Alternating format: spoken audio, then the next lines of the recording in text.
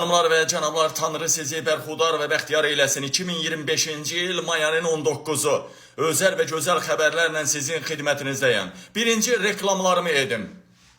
Deməli, bu gün ayın 19-udur, may ayının 2025-ci il. Ola bilər ki, sabah yox, bürsü gün İlham Əliyevi, yəni ayın 21-də İlham Əliyevi yenə hansısa bir sui-qəsdən qurtardım. Ola bilər. Sui-qəsdən, ölümdən qurtarmaq iki cürə olur. Məsələn, bir dəfə yadınızdadırmı siz? 7 il bundan qabaq demişdim mən ki, İlham Əliyev, səni ölümdən mən qurtaracağam. Yadınızdadır da o söhbət. Demişdim ki, İlham Əliyev, səni ölümdən mən qurtaracağam. 19 dəqiqə sərnişin samolyotu qabaq qalxır və danışıqlara görə təyyarə vurulmalı idi. Eyni boyda, eyni rəngdə, eyni viddə olan İlham Əliyevin təyyarəsi əvəzinə sərnişin təyyarəsini vururlar. Mən çıxdım efirə, dedim, İlhamın təyyarəsi vurulmalı idi. İlham onda kurukluyordu havada. Artıq İlham Əliyev şübhələndi, düşmədi, geri qayıtdı. Qaydanda vurmaq istədilər. Radarları söndürdülər. Amma mən birbaşa açıqlamışdım deyə İlham Əliyevi vuracaqlar. Məqsəd İlhamı vurmaq idi. Ona görə bu sui-qəsd dayandırıldı. Sonra bu belə sui-qəsdləri belə anında qarşısını alırsan. Amma bir də var ki, deyirsən ki, məsələn, bu qədər vaxt ərzində səni İlham Əliyev, bu qədər vaxta qədər öldürəcəklər İlham Əliyev səni. Zəhərləyəcəklər, nə bilim yeyəcəklər, bu başqa məsələ. İndi mən sabah öbürsü gün İlham Əliyevin hansı vaxta qədər məhv ediləcəyini, ola bilsin İlham Əliyevin xəbəri var. 2013-cü ildə İlham Əliyev 3 milyarda İsraildən bağlı özünün duplikatı, yəni çuçilasını hazırlayırdı. İlham Əliyevdən 2 dənədir. 2 dənədir İlham Əliyev. 2013-cü ildə Rövşən Əkbərovun yanında mən bu məlumatı almışam, generalın. Mən elə belə adam deyiləm. Buradan deyirəm, İlham Əliyev, ola bilsin sabah öbürsü gün konkret səni haçana kimi məhv eləyəcəklər. Onu deyəcəm. İmkan olarsa da anında səni xilas eləyəcəm. Narahat olma İlham Əliyev, səni qoymaram ölməyə. Sən mənə lazımsan. Nə olsun ki, sanksiyalar gəldi, Koral enerji batdı, kölgə donanması batdı. Sən daha Rusiyaya lazım deyilsən İlham Əliyev. İndi nələr gəldi, nələr. Allah ümid etsin sənin təyyarələrin maşın şinləri əvəzinə, maşın şinləri daşımaq əvəzinə Boeing'in ehtiyac hissələrini Rusiya daşıyıblar. Dünya qarışıb bir-birinə. Öyünləri də İlham Əliyev, Allah ümid etsin. Nədir?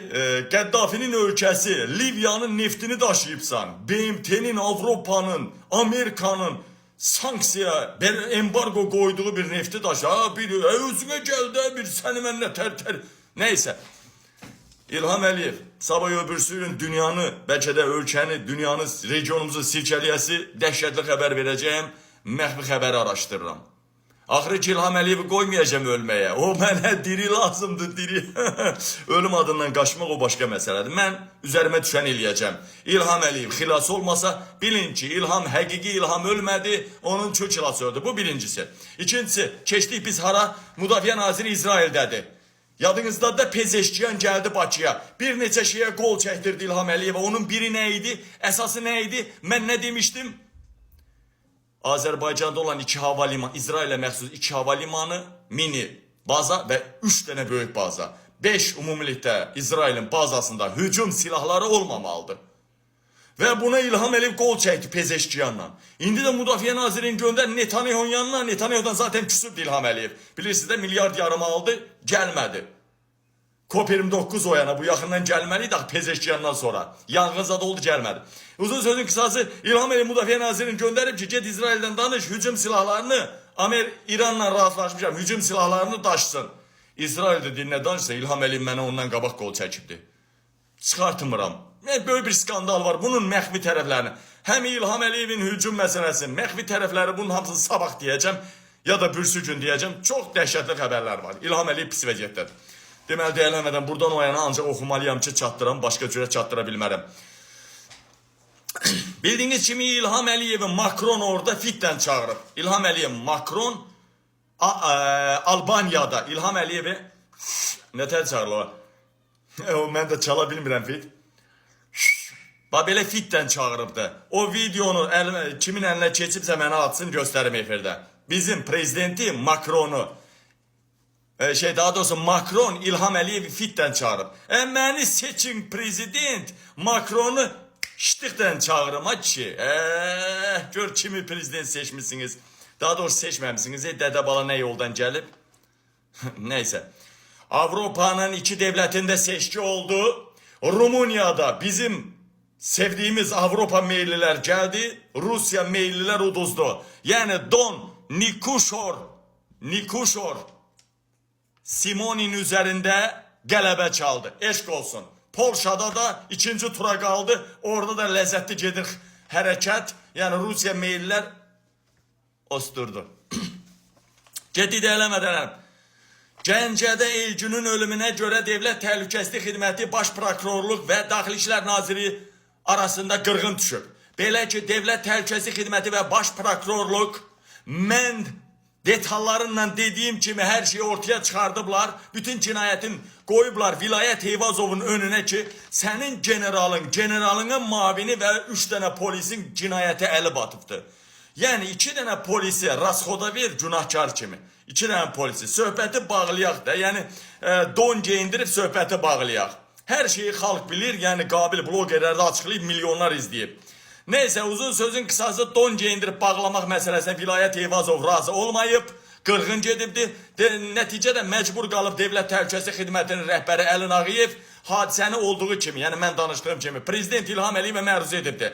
İlham Əliyev əsəbləşərək deyib ki, mənim bu dəqiqə kiminsə ölümü ilə İlham Əliyev əsəbləşib deyib ki, mənim bu dəqiqə kiminsə ölümü ilə məşğul olmağa vaxtım yoxdur.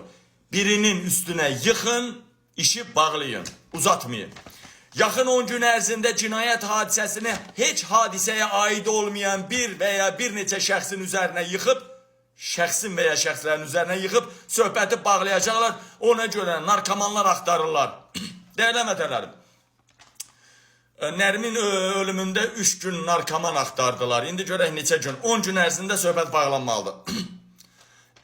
Birinci, 17'si akşam Daxili İşlər Naziri toplantısında, 17'si akşam Daxili İşlər Nazirinin toplantısında məxfi müşavirədə plan çizilib ki, belə bir plan qurublar, onu da mən açıqladım, poxa döndü. Güya Elgün gəlib sigaret çəkməyə, yararsız olan bu yataqxanada 3-4 dənə narkomanla rastlaşıbdı. Narkomanlar Elgündən pul istəyib, Elgün də verməyibdi və onlar da Elgünü ölümünə döyüblər, filan mərtəbədən atıblar və yaxud filan maşından üstündən keçiblər.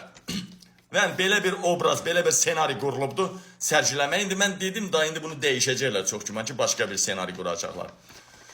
Deyələmədənəm, yəqin ki, qız üstə əməyi, başqa bir şeylər üstə nəsə bir şey eləyəcəklər. Prezidentin qızı Əminədən danışacağım, mən utandım, mən xəcalət çəkdim ki, elə bir saxtakarlıqdan güya dünya çempionu oldu, indi YouTube'da da onunla danışacağım. Dəhşətli kadr, onun bütün kadrlarını koyacağım. Karşı tərəf yumruq atmır, milyonlar veriblər yumruq atmasın. Bu da basıb qabağındakini yumruqlayır. İnan Allah, idmandan xəbəri yoxdur İlham Əliyevin qızı Əminənin. Yalandan da deyirlər Leylanın qızı. Uzun sözün qısası dəyərlənmətənəm İmişli rayonunda Qaralar kəndi Mütəllimova Türkan Fariz qızı 9-cu sinif tələbəsi birinci təcavüzə məruz qalıbdı, cinsi. Sonra da nə olubdu? Boğularaq həyatını məhv eləyiblər uşağın və polis işi bağlayır. Polis işi bağlayır, dəyərlənmədənlərim, dəyərli soydaşlarım, aləmdə bir-birinə çox dəhşətli polis baskısı var. Sabah ya da birisi gün qabil bir sensasiyada imza atacaq. Uşaq oğurluqları, polis baskıları, bu boyda insanların pensiyalarını kəsib sıxılması, insanların birbaşa məncənədə sıxılması nə üçündür bilirsinizmi? Nə üçündür bilirsinizmi? Bunun bir cümləlik səbəbi var. Bilirəm, demirəm, araşdırıram. Sabah, ən uzağı bürsü gün, bütün ölkə bu faciədədir. Niyə? Niyə uşaq uğurluğu, orqan alır? Niyə? Bir cümlə bunun cavabı var. Sabah öbürsü gün bunu məndən işləyəcəksiniz. Ölkə silkələnəcək, region silkələnəcək.